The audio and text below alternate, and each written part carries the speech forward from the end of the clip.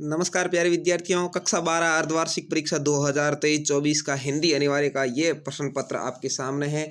इसमें आप देख पाएंगे कक्षा 12th के कि पूर्णांक आपका है वो अर्धवार्षिक परीक्षा में 70 यानी 70 नंबर का रहने वाला और समय आपको मिलने वाला है 3.25 घंटे का। तो कक्षा 12th का ये मॉडल प्रश्न पत्र अनिवार्य हिंदी सब्जेक्ट का क्या इसके अंदर किस तरह से सवाल पूछे जाते हैं और आप किस तरह से अधिक नंबर प्राप्त कर सकते हैं उसके बारे में यहाँ मैं आपको बताने वाला हूँ। तो वीडियो को पूरा जरूर देख लें और चैनल पर पहली बार आए तो सब्सक्राइब जरूर कर लें, क्योंकि यहाँ पर आपको बोर्ड परीक्षा के मॉडल प्रश्न पत्र भी उपलब्ध करवाए जाएंगे। तो चलिए शुरू करते हैं। यहाँ पर देखिए, परीक्षार्थी सर्वप्रथम अपने प्रश्न पत्र पर नामांक अनिवार्यता लिखा है, आपको उसके ऊपर रोल नंबर का कोष्टक मिलेगा, वहां पर लिखना है। सभी प्रश्न करना अनिवार्य है। सबसे पहले आपको यह ध्यान रखना है कि सभी प्रश्न आप जरूर करें। प्रत्येक प्रश्न का उत्तर दी गई उत्तर पुस्तिका में ही लिखना है, पेपर के ऊपर कुछ भी नहीं लिखना है। आपको सारा मटेरियल है वो उत्तर पुस्तिका में ही लिखना है। जिन प्रश्नों में आंतरिक खंड है उन सभी के उत्तर एक साथ ही लिखें। जैसे माना कि ये खंड अ के अंदर अपन जाएंगे तो यहाँ पर ये जो गद्यांश का सवाल आएगा उसके अंदर अपन देखेंगे कि जो 5-6 सवाल आए हैं वो सभी का उत्तर आपको कंटिन्यू एक साथ ही देना है, न कि अलग अलग। चलिए तो यहाँ पर खंड अ की शुरुआत करते हैं। बहुविकल्पीय प्रश्न है। सबसे पहले यहाँ पर आपके आया है अपठित गद्यांश को ध्यानपूर्वक पढ़ना है और वस्तुनिष्ठ प्रश्नों के उत्तर उत्तर पुस्तिका में आपको लिखने हैं। यहाँ पर 6 सवाल आएंगे 1-1 नंबर के, यानी 6 नंबर का आपके मैटर आएगा। तो यहाँ भीष्म ने कभी बचपन में पिता की गलत आकांक्षाओं को इसको आपको पढ़ना है अच्छे से, और पढ़ने के बाद यहाँ पर आपके सवाल पूछे गए, इनका आंसर देना है। देवव्रत को भीष्म कहकर क्यों पुकारा गया? भीष्म ने क्या प्रतिज्ञा की थी? चित्रवीर्य और विचित्र वीर्य कौन थे? उपयुक्त गद्यांश का उचित शीर्षक क्या होगा?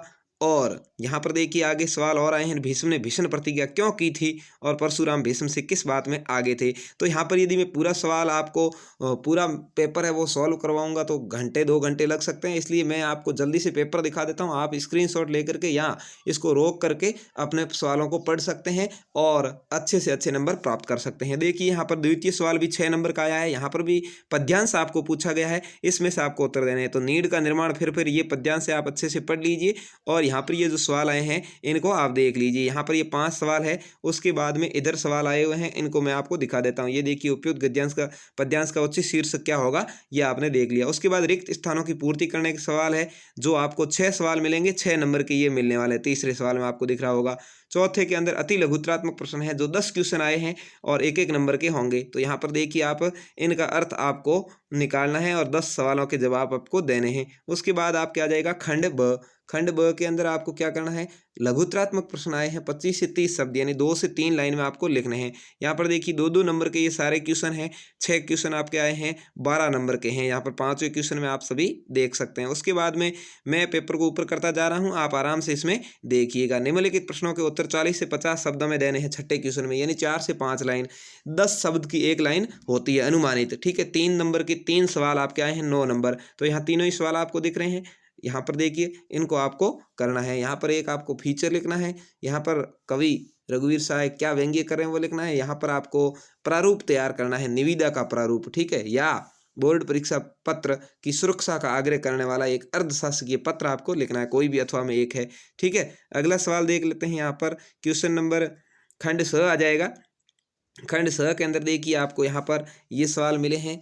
कवि सूर्यकांत त्रिपाठी या हजारी प्रसाद द्विवेदी का जीवन परिचय और साहित्यिक परिचय, दोनों में से कोई एक सीधी बात पर कविता के विषय प्रकाश डालना, या छोटा मेरा खेत कविता का मूल प्रतिपाद्य अथवा में कोई एक करना है।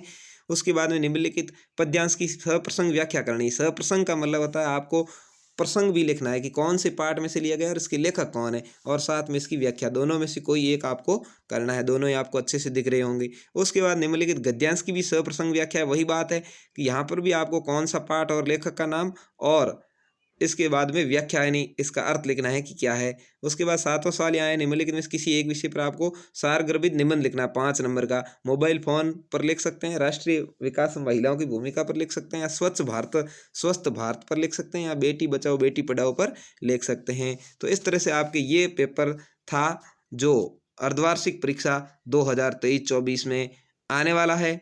तो ज़रूर कक्षा 12th के स्टूडेंट्स हैं वो इसे ज़्यादा से ज़्यादा पढ़ें, शेयर करें। धन्यवाद। जय हिंद, वंदे मातरम।